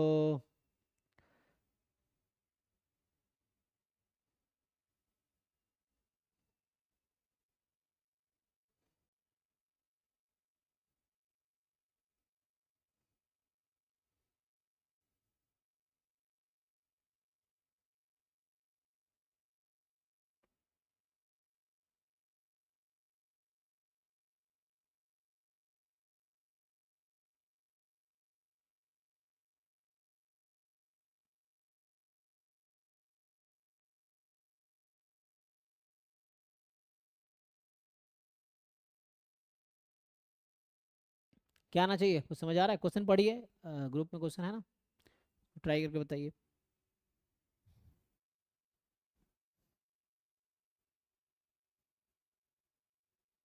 तो आई थिंक रेशियो की वजह से यहाँ चेंज नहीं होगा ना। जैसे आप अगर क्या करते हैं इसको, जो ये मीटर को अगर स्क्वायर मीटर कुछ यूनिट होगा, क्या होगा देख लो। तो जैसे मान लो स्क्वायर फीट को स्क्वायर मीटर बनाने में कुछ मल्टीप्लाई या डिवाइड करते होंगे, मान लो सम कांस्टेंट के लेट से, तो के या तो यहाँ भी मल्टीप्लाई होगा, यहाँ भी मल्टीप्लाई, ये कट जाएगा। या अगर डिवाइड करना पड़ा, एग्जाम्पल के लिए पीछे मैंने किया था कि 30 मिनट था तो हाफ आवर हो गया, 60 से डिवाइड किया, तो वैसे कुछ तो मल्टीप्लाई डिवाइड करना पड़ता होगा यहाँ पे, पता नहीं यूनिट देखना पड़ेगा मुझे कि क्या है। तो उससे क्या आएगा कि कुछ भी आप या तो डिवाइड करेंगे तो इसको भी के से डिवाइड करेंगे, इसको भी के से डिवाइड करेंगे, तो ये नंबर जो पहले रहेगा वही बाद में रहेगा यूनिट चेंज करने पे। मतलब बीटा हैट जितना मीटर में आएगा, मतलब जितना स्क्वायर फीट में आएगा, है ना, जितना स्क्वायर फीट में आएगा बीटा हैट उतना ही स्क्वायर मीटर में आएगा, ठीक है। लेकिन अल्फा हैट में चेंज आएगा। अब अल्फा हैट मान लो alpha hat something feet square है, सो अल्फा हैट बाद में अगर आप चेंज करोगे तो वही जो के मैं कह रहा हूँ, के टाइम मीटर स्क्वायर होगा। यहाँ पे हम के करने के बाद भी ये के अपॉन के होगा, है ना। ये कहना चाह रहा हूँ कि यहाँ पे क्या होगा, जो भी यहाँ पे है, सो के इसको भी न्यूमरेटर और के डिनोमिनेटर को मल्टीप्लाई करोगे, रहेगा सेम, ये कट जाएगा। तो बीटा हैट के नंबर में कोई इफेक्ट नहीं आएगा ना, चेक कर लो एक बारी, क्योंकि रेशियो है। जैसे आप स्क्वायर फीट अपने आसान बनाने के लिए मान लीजिए ये सेंटीमीटर स्क्वायर, ये मीटर स्क्वायर, फॉर एग्जांपल समझने के लिए, तो यहाँ पे क्या होगा, जो आप यहाँ डिवाइड करो वो यहाँ भी करोगे, तो कैंसिल हो जाएगा, beta hat will not change, alpha hat will change. ठीक है जी, देख लो। तो ये आंसर होना चाहिए, कौन सा ऑप्शन है। So alpha hat may change, beta hat will not change, first option है ना, देखिए। So alpha hat may change, beta hat will not change, ठीक है। तो A option he first he correct है, ठीक है। 56 जो है, 56 एक्चुअली वन वे एनोवा का है, पढ़ते हैं क्या है। तो कह रहा है suppose in a one way ANOVA model the sum of squares of all the group mean is zero, the sum of squares of all the group means is 0, assume that all the observations are not same, okay, then the value of the usual f test statistics for testing the equality of means, तो क्या आएगा, cannot be determined from above, is undefined, is 0, is 1, तो simple है, formula based है, बताओ क्या आएगा। मतलब कह रहा है कि आपको सम ऑफ स्क्वायर है ना, टोटल सम ऑफ स्क्वायर जो होता है ना वो 0 है actually, sum of squares of all group means is 0, then F statistics की वैल्यू क्या आएगी, जो एफ स्टैटिस्टिक्स होता है ना, टेस्ट स्टैटिस्टिक्स, उसकी वैल्यू क्या आएगी। तो जब आप वन वे नोवा टेबल बनाते हैं क्या होता है कि जैसे ट्रीटमेंट्स, फिर क्या वन वे है ना, तो एरर और टोटल, यही होता है ना जी उसमें जनरली। फिर क्या क्या लिखते हैं, सम ऑफ स्क्वायर, फिर degree of freedom, mean sum of square, यही आता है कुछ। तो यहाँ पे टोटल सम ऑफ स्क्वायर, और यहाँ पे sum of square due to error, अच्छा सॉरी टोटल नहीं, जो भी है ना ट्रीटमेंट्स, मान लो ए है for example, so S S ए, यहाँ एस एस टी हो जाएगा। फिर डिग्री ऑफ फ्रीडम जो भी आता है ना, मान लो लेट से के माइनस वन है ना, यहाँ पे कुछ है एन है फॉर एग्जांपल, सो क्या होगा, टोटल सम वो होना चाहिए, सो N minus K plus one, इस तरीके से। सो चेक करके बताओ क्या आएगा, है ना। तो सिंपल ये रिजल्ट, तो यहाँ पे S S A by K minus one, फिर S S E by N minus K plus one, फिर यहाँ पे जो आपका एफ स्टैटिस्टिक्स आता है इसको डिवाइड कर देते हो आप, है ना। So S S A upon S S E, और ये ऊपर चला जाएगा, तो यहाँ पे K minus one and N minus K plus one, इस काइंड ऑफ आता है ना इस तरह से। अब आपको बोल रहा है कि इसकी वैल्यू क्या आएगी अगर sum of squares of all the group mean is 0।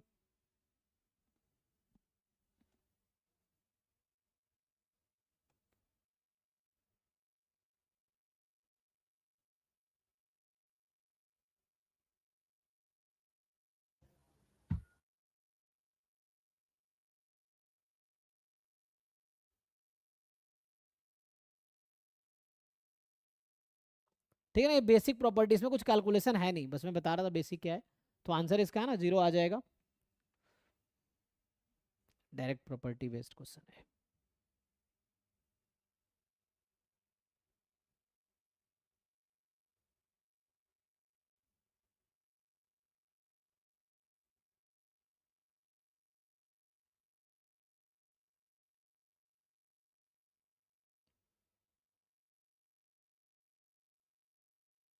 Next देखो भाई, नेक्स्ट देखो, है ना, नेक्स्ट क्वेश्चन, इसमें सिंपल 0 आ जाएगा, ठीक है, इसका ये हो जाएगा। नेक्स्ट क्या है, 50, कौन सा था ये, 56 था ना, 57 देखो।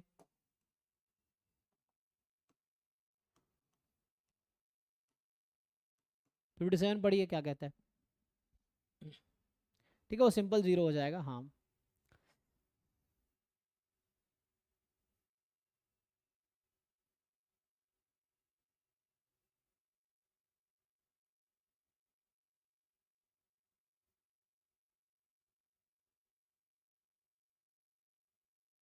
वो देख लेना जो भी होता है ना, तो इससे आ जाएगा सीधा।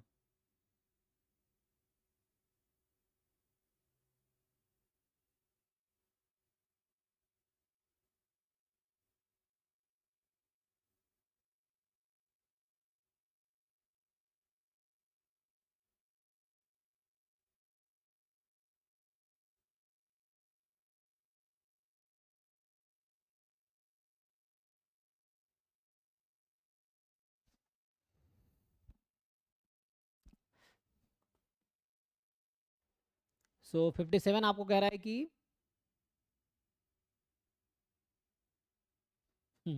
अच्छा उसको देखना है, तो फॉर्मूला क्या होता है उसका, जैसे क्या बोल रखा है, सम ऑफ स्क्वायर्स का सम 0 है ना, मीन स्क्वायर का। जैसे अगर मैं लिख दूं वाई आई, चलो n ग्रुप्स हैं लेट से, ये 0 होने का क्या मतलब है, each Y I bar is 0, यही होगा ना, देख लो। अब इसके टर्म में उसका फॉर्मूला लिखो, क्या आएगा, मतलब जस्ट फॉर्मूला देखना पड़ेगा, डिजाइन वाले तो बिल्कुल प्रॉपर्टी बेसिक है। सो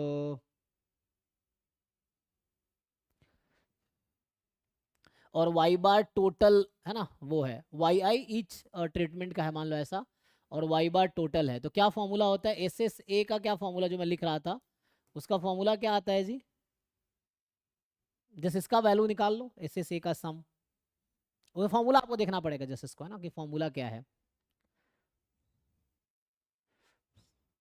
बताओ भाई संजीवनी और अंकित, इसका लिख के भेज दो ग्रुप में, आप लोगों ने सॉल्व किया ना, उसको जस्ट लिख के एक लिख के भेज दो। तो आई थिंक यहाँ पे कुछ ऐसा आएगा, summation of Y i minus Y bar, यही है ना, तो ये कितना आ जाएगा, ये 0 आ जाएगा, देखो।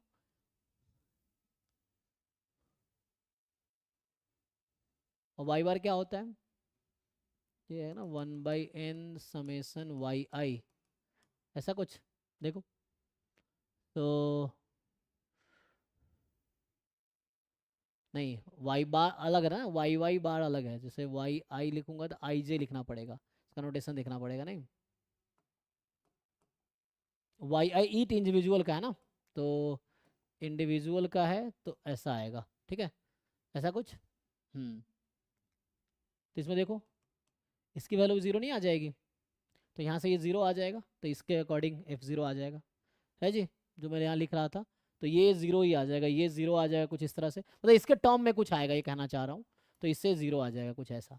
तो बस आप फॉर्मूला देख लो, वन वे नोवा का फॉर्मूला देख लो क्या है डिजाइन में, और उससे आ जाएगा।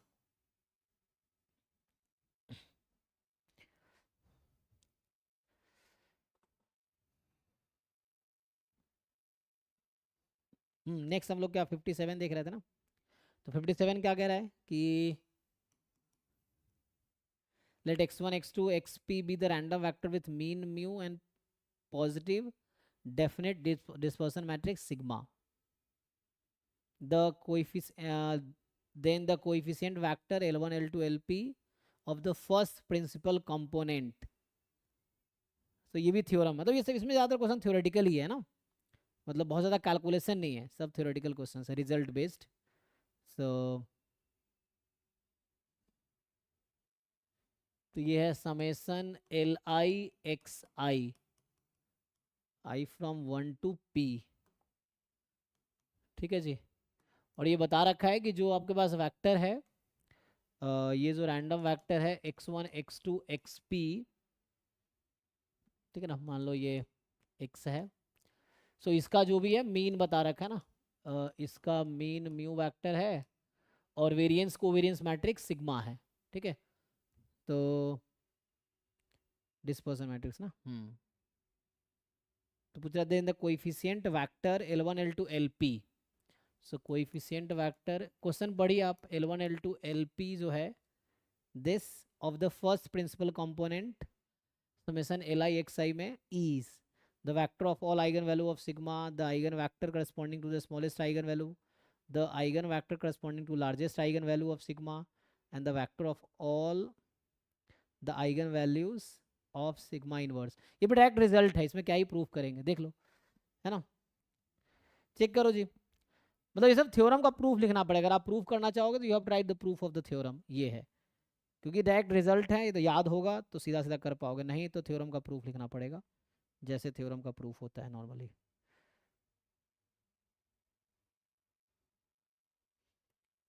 देख लो 57 का रिजल्ट देख लो क्या कहता है। सो जस्ट ये रिजल्ट है एक,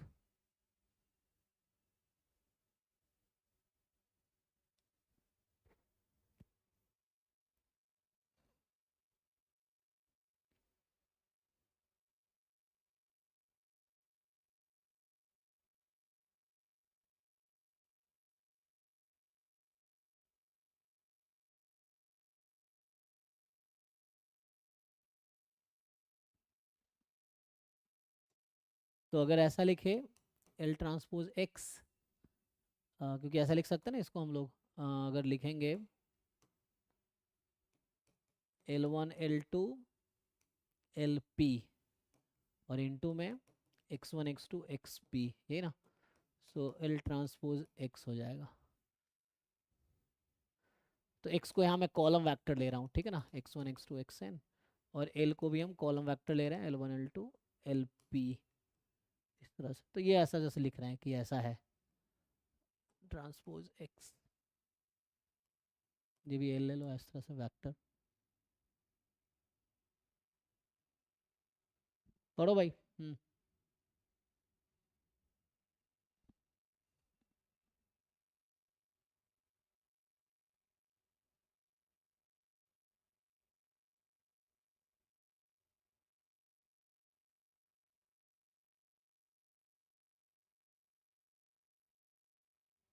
ये सिंपल रिजल्ट है ना जी, याद है। अब देखो, मान लो जिनको ये सब क्वेश्चन समझ नहीं आ रहा था, उनको एक्चुअली थ्योरी पढ़ना पड़ेगा आपको, क्योंकि बिना थ्योरी जाने क्वेश्चन करना मुश्किल है। मान लो कोई चीज़ आपको पता ही नहीं है, अब उसके बारे में बताया जाए तो कैसे पता चलेगा कि क्या होता है, तो पहले उसको आपको पढ़ना पड़ेगा डेफिनेशन, फिर उससे रिलेटेड जो प्रॉपर्टीज़ हैं वो पढ़ना पड़ेगा, ठीक है ना, फिर कुछ थ्योरम्स होंगे वो आपको देखना है, उस पर बेस्ड क्वेश्चन प्रैक्टिस करने, देन आप क्वेश्चन कर पाओगे। तो जिन लोगों को ये आइडिया नहीं है, so you have to first, है ना।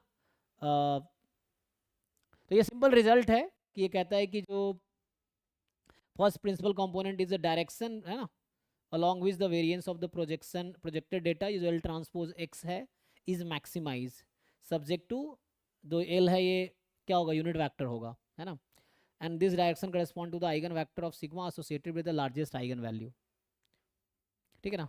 सो ये लार्जेस्ट आइगन वैल्यू जो है, so it is eigen vector corresponding to largest eigen value of sigma, ठीक है। तो ये सिंपल प्रॉपर्टी है, तो इसमें कुछ करने का है नहीं। थ्योरम का मतलब स्टेटमेंट लिख दिया, अब आपको पहचानना है कि ये लार्जेस्ट आइगन वैल्यू के करस्पॉन्ड, लार्जेस्ट आइगन वैल्यूज जो होंगी सिग्मा की, उसके करस्पॉन्डिंग आइगन वेक्टर है, या स्मॉलेस्ट आइगन वैल्यू के करस्पॉन्डिंग आइगन वेक्टर है, उससे है। तो इसके लिए आपको पढ़ना पड़ेगा थ्योरी, जो प्रिंसिपल कंपोनेंट एनालिसिस है उसकी थ्योरीज पढ़ोगे तो डायरेक्टली उसमें थ्योरी में ही मिल जाएगा ये।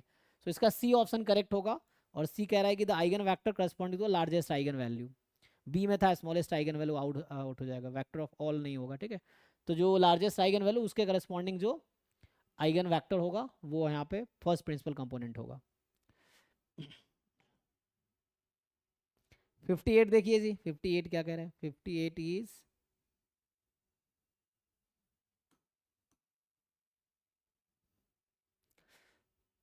simple random sample without replacement of size small n is drawn from a finite population of size capital N, ठीक है। तो population size, finite population size capital N है, और आप सैंपल ड्रॉ कर रहे हैं without replacement small size n का. सो what is the probability that the fourth population unit is included in the sample but the sixth population unit is not included in the sample. इसकी probability निकालनी है. ठीक है, तो simple है कि जो पॉपुलेशन साइज है वो कैपिटल N, सैंपल साइज है स्मॉल n, और आपसे प्रोबेबिलिटी पूछा जा रहा है fourth population unit is included. अब यहाँ पे भी ये सब क्वेश्चन कौन कर पाएंगे? जिनको सैम्पलिंग थ्योरी जिन्होंने पढ़ा है ना, तो उसके लिए आपको देखना पड़ेगा. And six population unit is, at least sampling का बुक उठाओ, थोड़े डेफिनेशन थ्योरम्स प्रॉपर्टीज पढ़ लो. नहीं तो NPTEL कोर्सेस है वो देख सकते हो, रिकॉर्डेड लेक्चर हमारा होगा वो देख सकते हो.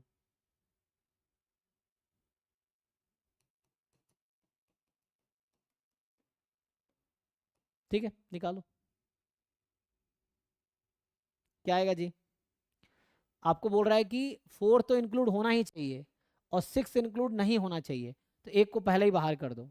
तो ये सिंपल बेसिक प्रोबेबिलिटी का क्वेश्चन है, समझ लो आप कि आप कैपिटल, या ऐसा क्वेश्चन हो गया कि मान लो आपके पास कैपिटल N ऑब्जेक्ट्स हैं, you are selecting small n object, और सिंपल रैंडम सैंपल मतलब each object has equal chances of being selected, और you are selecting small n objects without replacement, मतलब एट रैंडम समझ लो. तो क्या चांस है कि जो चौथा ऑब्जेक्ट मान लो अलाइंड है, फॉर एग्जांपल लेबल्ड है 1 2 3 कैपिटल N तक, तो क्या चांस है कि फोर्थ वाला यूनिट आएगा ही उसमें और सिक्स वाला नहीं आएगा. तो ऐसा हो गया कि कोई कैपिटल N ऑब्जेक्ट्स हैं, we are selecting small n. Example के लिए कि मैं 100 ऑब्जेक्ट्स हैं, उसमें से मैं 10 ऑब्जेक्ट ड्रॉ कर रहा हूँ, तो क्या प्रोबेबिलिटी है कि चौथा वाला नहीं चौथा वाला आएगा एंड छठा वाला नहीं आएगा. इस तरह का एक बेसिक प्रोबेबिलिटी का क्वेश्चन हो गया. आपको अगर मुश्किल लग रहा तो आप n को फिक्स कर लो 10, यहाँ मान लो 8, या कुछ भी, यहाँ 100 ले लो, 8 ले लो, जैसे भी कुछ वैसा कर लो, फिर निकाल लो, और उससे जो आंसर आएगा ऑप्शन के साथ मैच कर लो, है ना. So you find the answer then match with the options, तो उससे काम हो जाएगा कि ऑप्शन किसके साथ अलाइन हो रहा है. तो बेसिक प्रोबेबिलिटी है, सॉल्व करके देखो क्या आता है.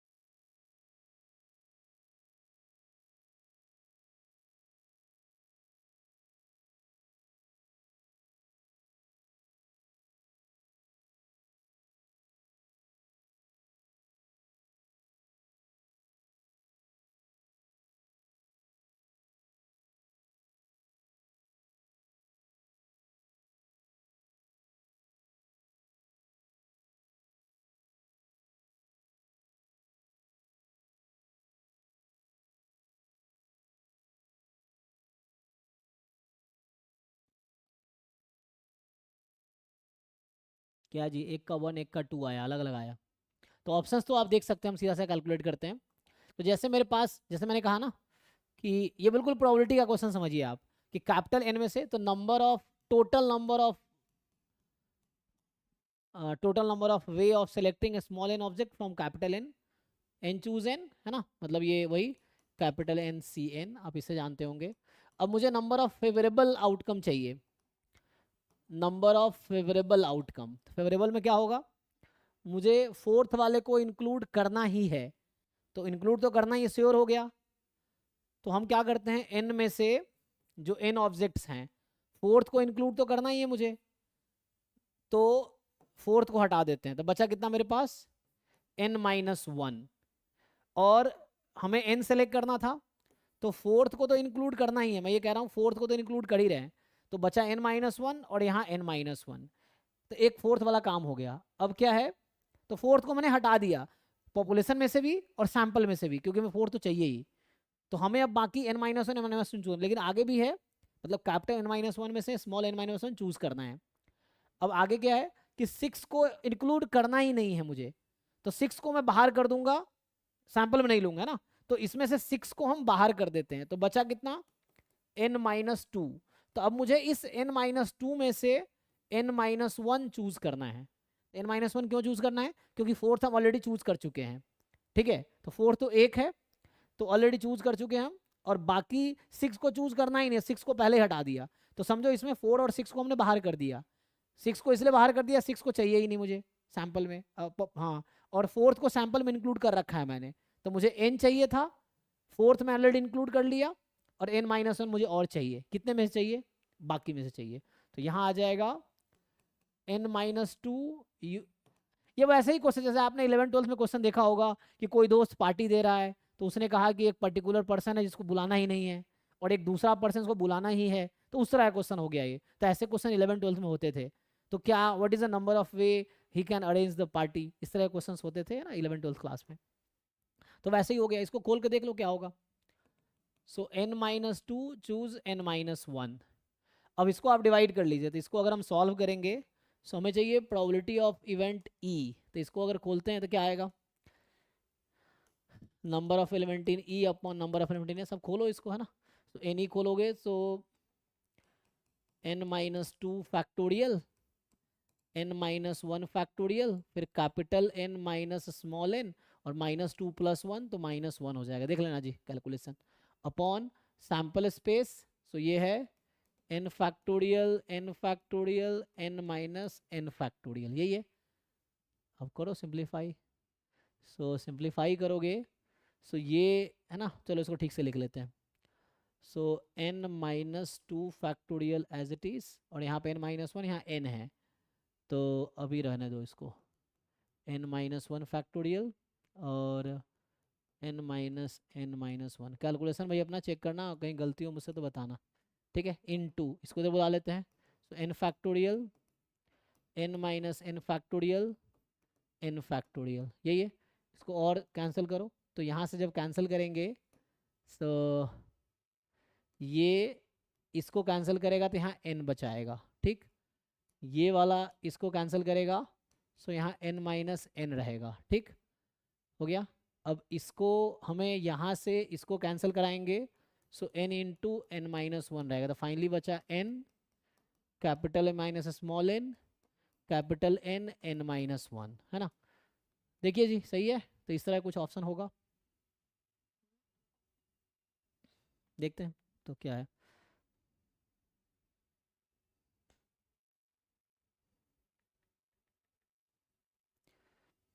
58 है ना, 58 में ये ऑप्शन है n कैपिटल n-n n है ना, तो ये बी ऑप्शन है, 2 वाला, देख लो 2 है ना, मतलब 2 जो है ये है, ठीक है। नेक्स्ट देखिए 59, तो 59 जो कह रहा है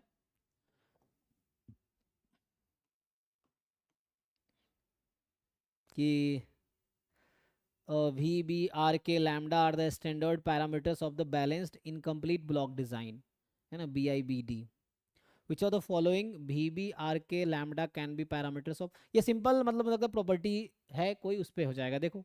सो आपको कह रहा है कि BIBD का एक डिज़ाइन है जिसका स्टैंडर्ड जो पैरामीटर होता है VBRK लैम्बडा, तो पूछ रहा है कि इसकी पॉसिबल वैल्यू क्या क्या हो सकती है। Which of the following can be parameters of this, options हैं कि इसके करस्पॉन्डिंग वैल्यूज क्या क्या, मैं सिर्फ नंबर्स लिखता हूँ, 44 33 9 12 3, तो आपको बस ये जानना इनमें रिलेशन क्या है, ठीक है।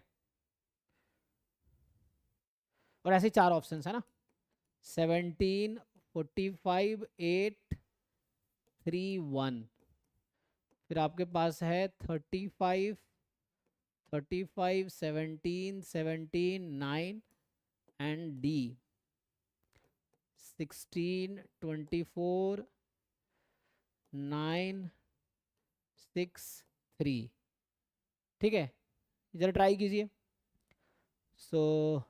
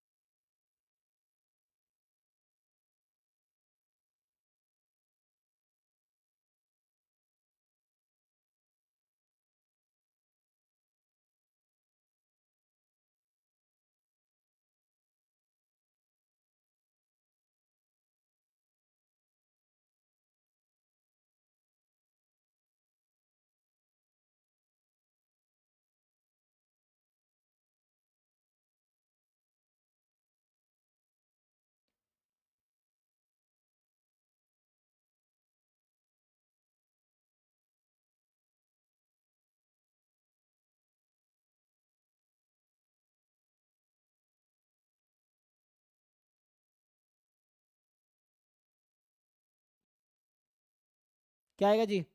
तो सिंपल है ना, रिलेशन उससे आ जाएगा।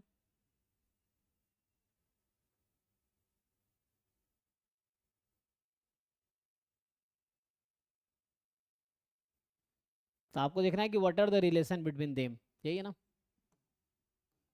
क्या है रिलेशन जी? तो जो इनके बीच रिलेशन होता है ना, इनमें से कौन सा पॉसिबल है, तो आपको पुट करके जस्ट आपने देख ही लिया, फोर्थ आएगा। So in a balanced incomplete block design the parameter must satisfy the following equation. क्या होता है ये? b into K is equal to V into R, एक ये है। और दूसरा क्या कंडीशन है? Lambda into V minus one is equal to R into K minus one. देख लीजिए।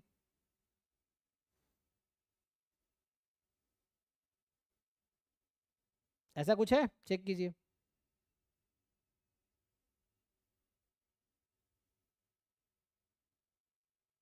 ठीक है ना। तो फोर्थ आ जाएगा, इसको आप चेक करेंगे।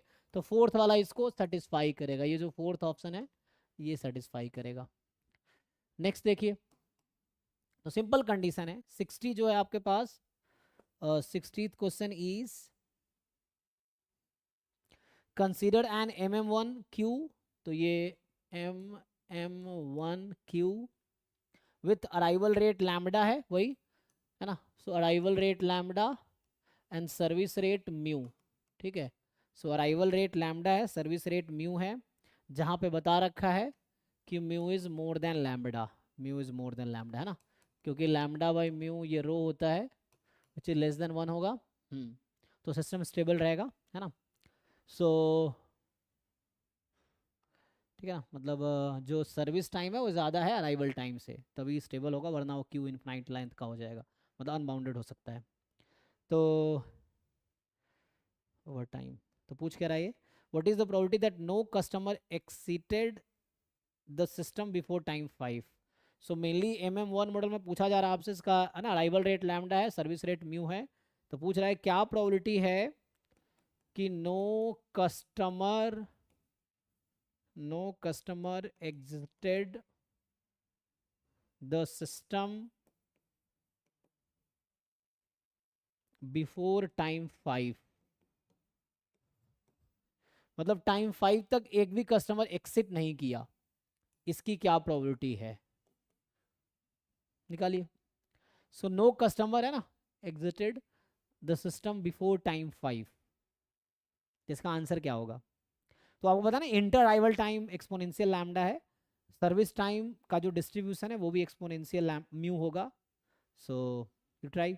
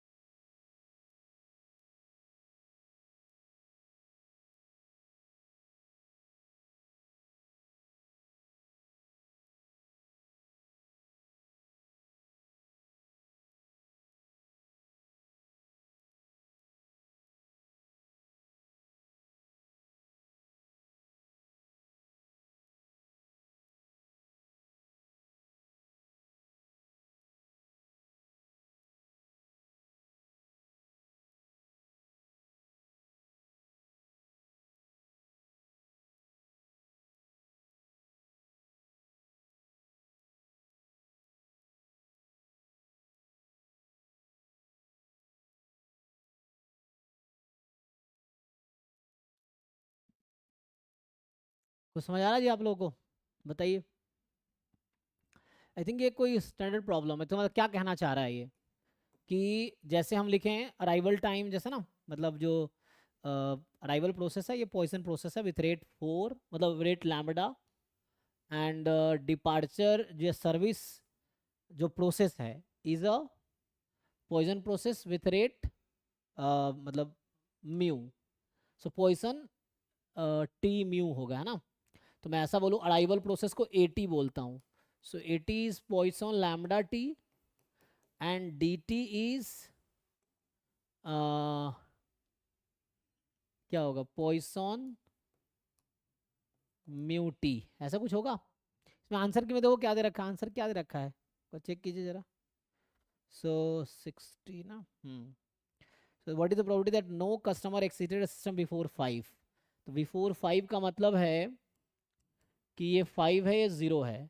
सो एक्सिट 0 है, मतलब पहला एक्सिट 5 मिनट के बाद होगा, ये मतलब है ना। डीटी का क्या मतलब है, number of customer served bye time T, है ना।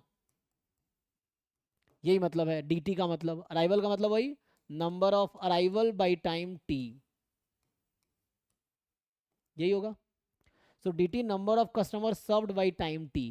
तो ये कह रहा है कि पहले 5 मिनट में 0 कस्टमर सर्व हुए, ये निकालना है ना, D5 बराबर 0। तो वैसे तो सिर्फ डी यूज करेंगे, लेकिन उस बीच में अराइवल भी तो हो रहा होगा, तो अराइवल क्या होगा, हाँ बीच में अराइवल भी तो हो रहा होगा, या तो अराइवल नहीं होगा, या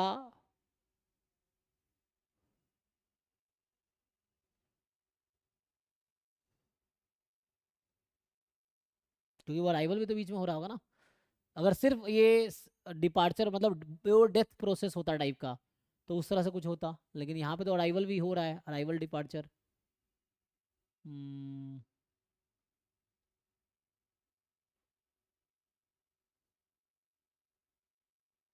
ऐसा कुछ रिजल्ट है आई थिंक, ये जो आएगा,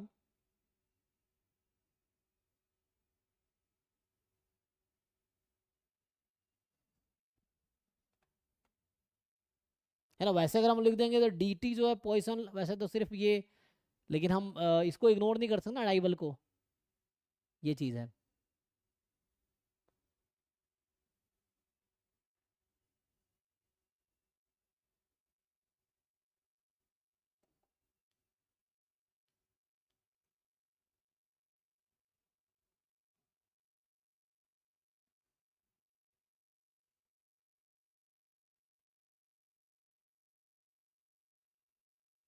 नो डिपार्चर है अकर्ड बाय टाइम टी, है ना। एक इंट्रोडक्शन टू क्यूइंग थ्योरी एक बुक है कूपर्स की, है ना, अगर उसमें देखेंगे तो क्या ये रिजल्ट है कुछ, कोलमोग्रोव फॉरवर्ड इक्वेशन अगर देखेंगे हम, ये एक रिजल्ट है कुछ इस तरह का, ये तो चलो ये तो आ जाएगा इससे। ये कह रहा है कि probability no customer completed service before time T, है ना। नो कस्टमर, ये एक थ्योरम है, completed service before time T. तो ये जो आपका प्रोसेस बता रहा है फॉर्मूला इसका, कि म्यू ई की पावर ई की पावर माइनस लैम्बडा टी, फिर लैम्बडा ई की power minus mu T upon mu minus lambda, ठीक है। तो ये कुछ एक रिजल्ट है, तो इसमें अगर हम टी को 5 रखेंगे तो वैसे ही आंसर आ जाएगा। तो ये जो बुक है ना, एक इस बुक में आप देख सकते हैं, ये फॉर्मूला है, इंट्रोडक्शन टू क्यूइंग थ्योरी, है ना, queuing theory, Q U you ई ना, थ्योरी बाय ये जो कूपर्स है। सो इस बुक में आप देखेंगे ये एक रिजल्ट है कुछ इस तरह का, अब इसका प्रूफ देखना पड़ेगा कैसे आया, तो उस तरीके से हमें करना पड़ेगा। सो ऐसा कुछ आएगा कि नो, है ना, no customer completed service before time T is this. So इसको अगर यूज करेंगे तो यहाँ हमारे केस में T5 है, तो हमारा आंसर होना चाहिए म्यू ई की पावर, मतलब यहाँ जो लिखेंगे अगर हम, म्यू ई की पावर -5 लैम्बडा माइनस लैम्बडा ई की power -5 mu upon mu minus lambda. ऐसा कुछ, तो ये इससे कुछ आ जाएगा, देख लीजिए, आना चाहिए ऐसे कुछ, है ना। आंसर की में क्या है, देख लो, है ना, यही होना चाहिए।